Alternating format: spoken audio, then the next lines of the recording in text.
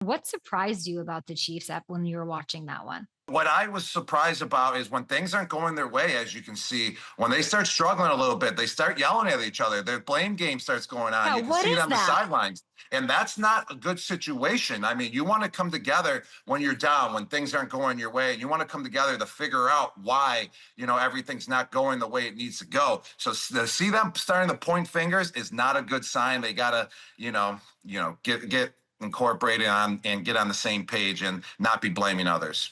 What do you think is going on there? Because like I can't why does it get there? And you got like the Chris Jones and Tranquil thing that like what like yeah, I mean that never happened in New England? Well, here we go, Kay.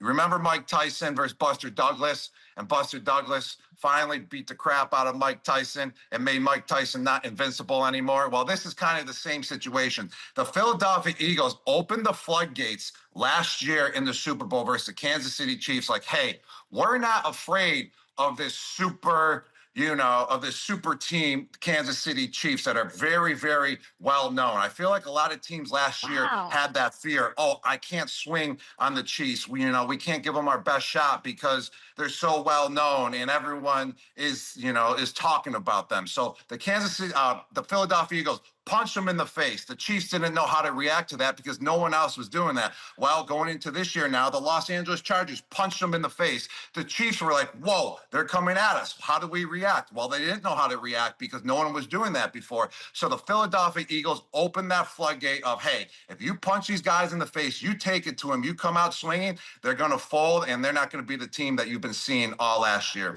Did they use Travis Kelsey the way you thought they would when those injuries happen? And of course, without Rasheed going into that, how do they generate enough offense to beat these Eagles?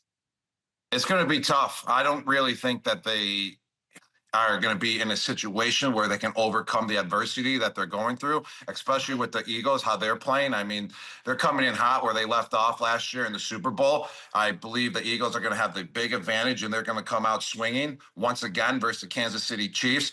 And to overcome that wide receiver situation is going to be really tough. I mean, the running backs are going to have to step it up. They're going to have to generate that run game and get that going. And Hollywood Brown, that's going to be the name that the Kansas City Chiefs will be dependent on going into week 2 versus the Philadelphia Eagles. And the Eagles secondary, I believe, struggled a little bit versus the Cowboys in week 1. So they can find areas and zones to pick them apart. But Hollywood Brown needs to step it up big time. Travis Kelsey is going to be used in situational football. I don't think that, you can depend on him first, second, third down on every single play. But in situational football, he can come through for them. But Hollywood Brown, once again, is the guy that needs to step up like never before. This is your opportunity. Take advantage of it, Mr. Hollywood.